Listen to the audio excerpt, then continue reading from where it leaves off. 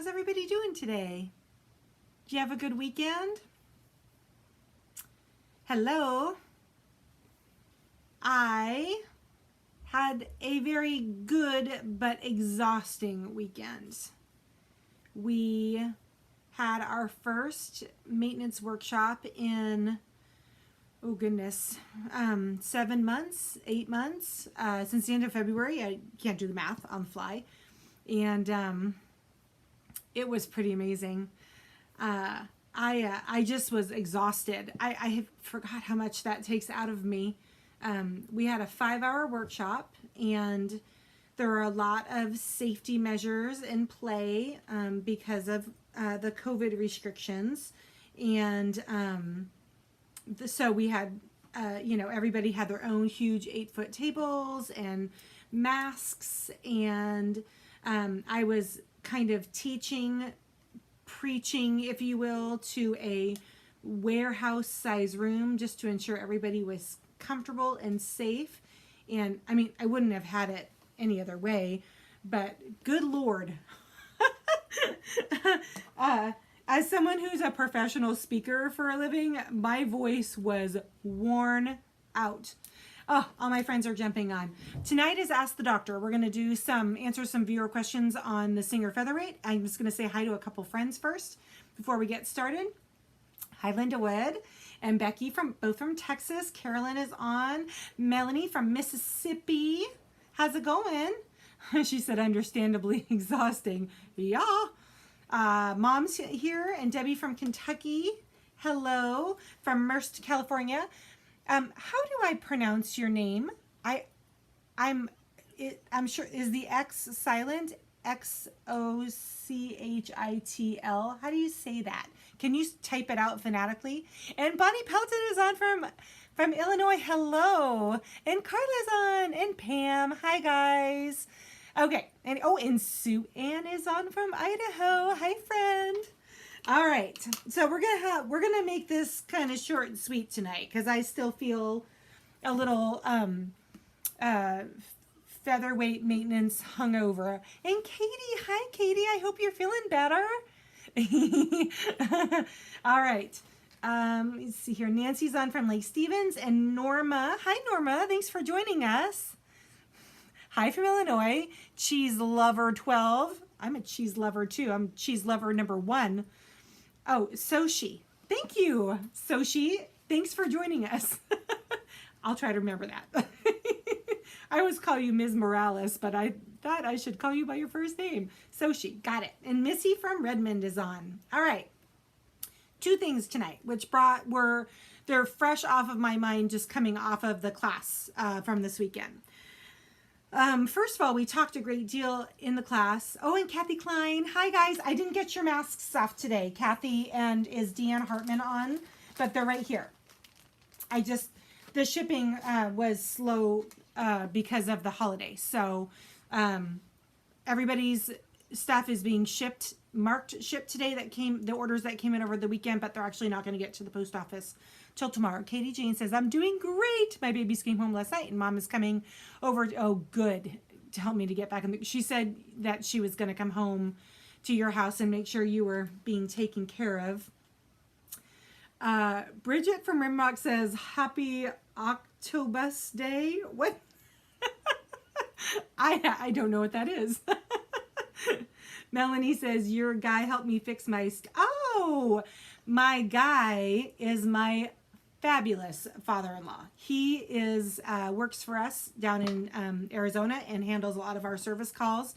If you call our main number and press 2, you get to Greg. Greg is Dad.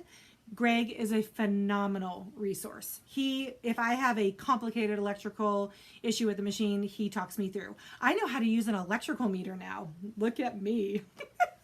And all because of Dad. All right.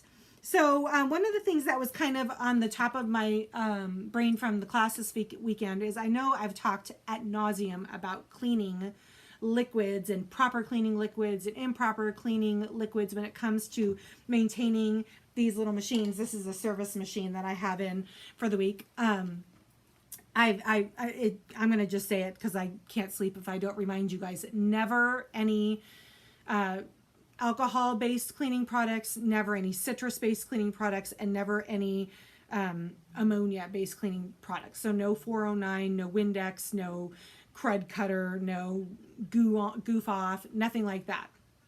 No, this is really good to also say in this COVID time, no hand sanitizer. So you know how we're constantly washing our hands and spraying our hands with antibacterial sprays and gel hand sanitizer. Make sure your hands are good and dry before you go to your machine, because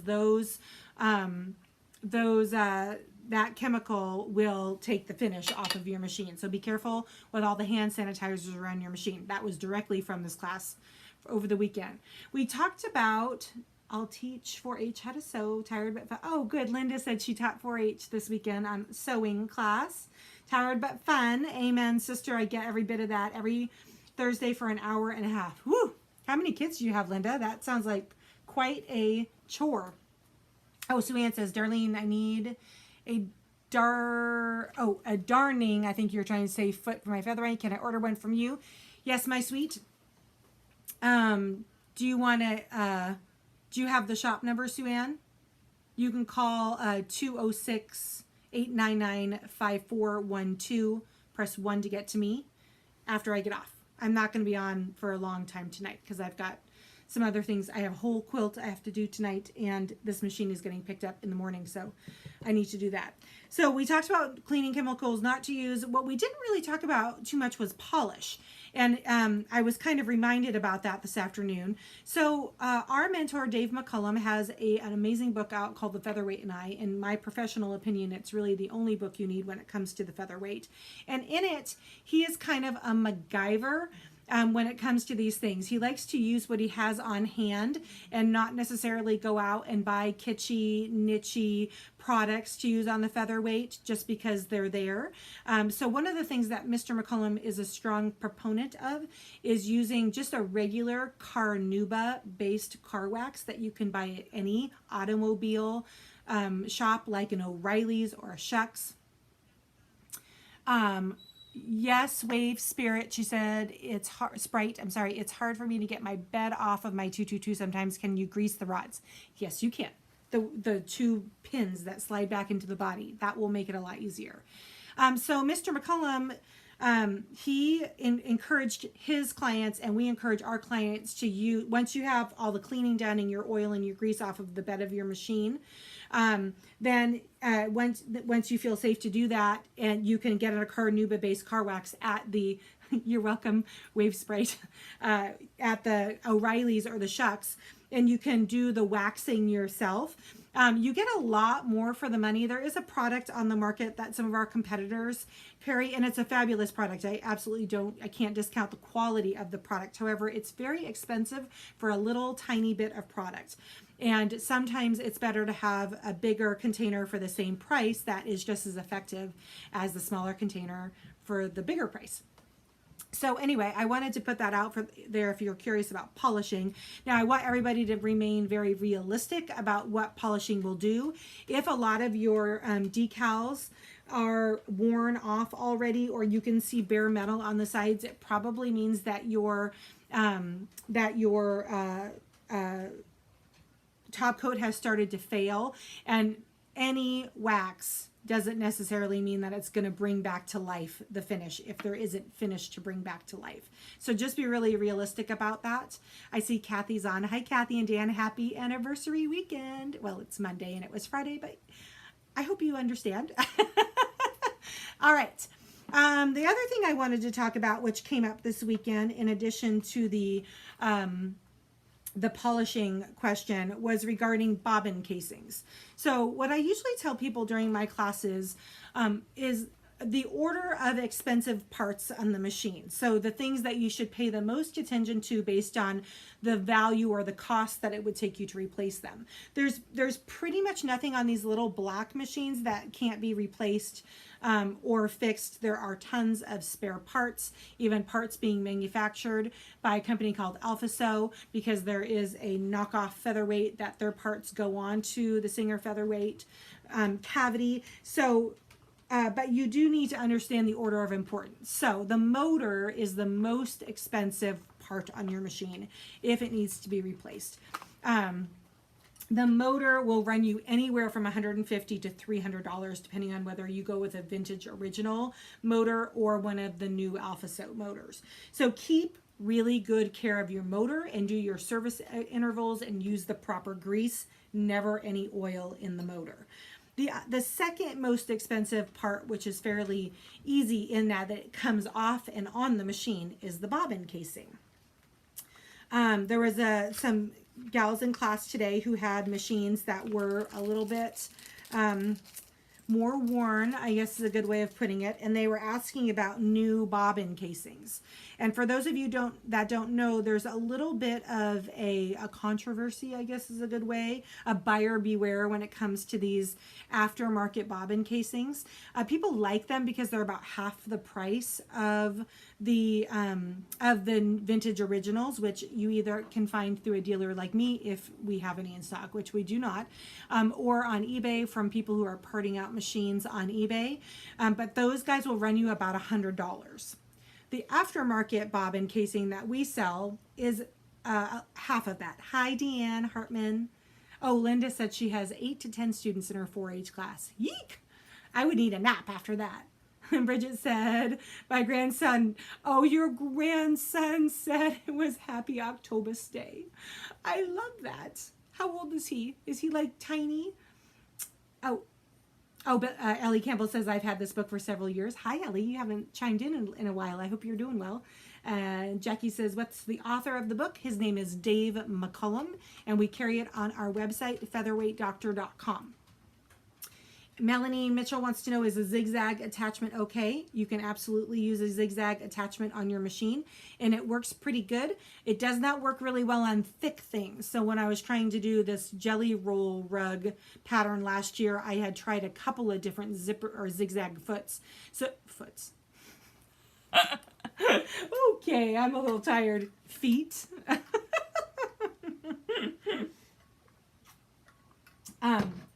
But they didn't work with the thickness because there was layers of batting and 2 layers of fabric. It didn't work. Hello, Lisa Klein from Southwest Wisconsin. Anyway, so just, you'll know right away if you order like a bobbin casing from me or an aftermarket bobbin casing from me or from someone else, whether it's going to work on your machine. I would say they work on about 80% of your machines. The vintage original bobbin casings work on 100% of the machine. So that's the difference in pricing. If you buy one from me and it doesn't work, I will refund your money. If you return the other bobbin casing to me, no questions asked. If your old bobbin casing has some grime in it, this also came up in class this weekend, you can soak your bobbin casing in naphtha, which is lighter fluid, and then go after it with an old toothbrush to help scrub out some of the grime. Just because it has a little bit of discoloration, I wouldn't say rust, but grime doesn't necessarily mean that it's worth chunking and buying another one. In fact, most of the time, the original one, if cleaned up, will work better than any new aftermarket one will. Another reason why I mentioned the price of the replacement of the bobbin casing is because if we are ever allowed back out in public with other quilters, and you are in some type of a retreat or a class, just know that when you walk away from your machine, you probably should throw your bobbin case in your purse. I have heard nightmare stories of bobbin casings getting stolen out of all the featherweights at retreats. Obviously, not from anybody at the retreat, but someone who came in that shouldn't have been in, I would hope. And then they just make a quick $1,000 if they grab, 10 bobbin casings. So just understand that this is an expensive little part, and it is it's an easy part to drop and hit the ground. It's an easy part to walk away from your machine with someone else, not yourself. So just buyer beware on these, how they fit, and just be really careful with them as we start getting out in public again. So those are the only things I had on my agenda today, this Monday. I hope everybody has a great rest of your week. I'll be back on Wednesday. Oh, Melanie Mitchell said, if you have an ultrasonic cleaner available, is that best? Yes, I use the ultrasonic cleaners, Melanie, for the faceplate and the throat plate polishing.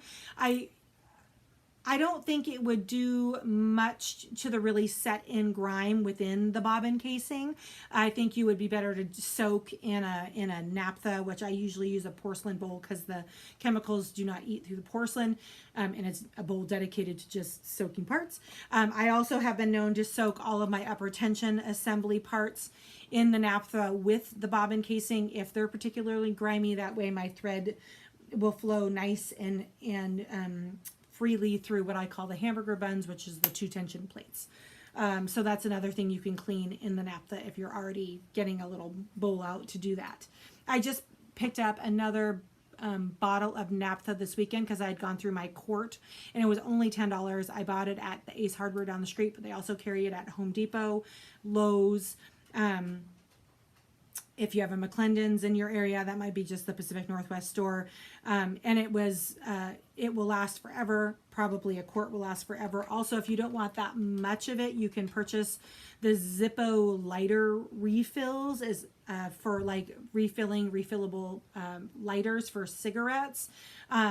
I have a couple collectible lighters. I don't smoke, but I have a Zippo lighter refill because you can buy that in the littler bottles, and that way you don't have to buy so much of it. But hi Fran, says, question, is there a zigzag attachment for the Featherweight? Yes, my friend. There's actually several zigzag attachments that will work on the Featherweight.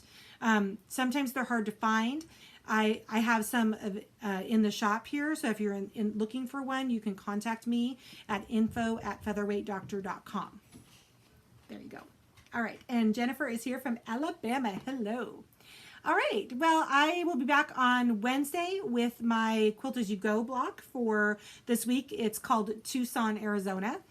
I love Tucson, Arizona. And so one of my very good friends who I interviewed here earlier this year lives there, Madame Eskew, who is a talented performer, steampunk performer, and also is a costumier and a sewing teacher for corset work. So she lives in Tucson also. So Tucson is very near and dear to my heart. Friday, I'll be back for my Sip and Sew. I'm not sure what I'm working on yet. I still have yet to quilt my little Halloween table topper. Is it handy? It's not handy. And it's the pattern for the Journey to Nebula for the Nebula Block of the Month next year with Tula Pink and Jaybird Quilts. So I might be quilting that one before Halloween actually gets here. It's okay. When people bring me baby quilts and they say, oh, the kid hasn't graduated from high school yet. See, I'm still within the season, right? I think with COVID, though, everything is off the rails for, oh, Melanie says, love you too, Melanie. Everything's off the rails for what is an expectation. So she says, always great to see you and learn so much as well. I'm glad to see you as well, Soshi.